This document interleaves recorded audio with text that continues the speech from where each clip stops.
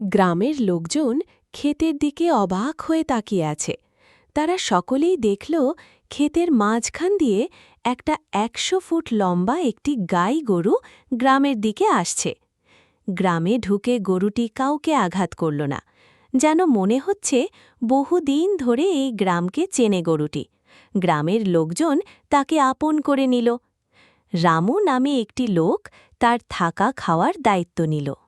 আর গরুটি রোজ এত দুধ দিত যে গ্রামের সমস্ত লোকের পেট ভরে যেত।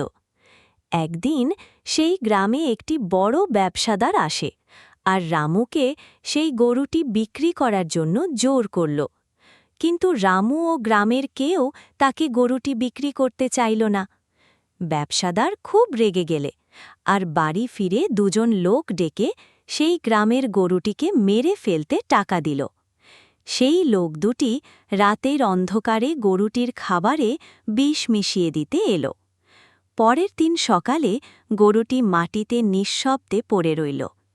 এটা দেখে গ্রামের লোকজন খুব কান্নাকাটি করতে লাগল।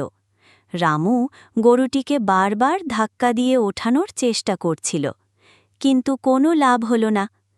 তোমরা কি সেই দয়ালু গরুটির জন্য লাইক, সাবস্ক্রাইব করবে না?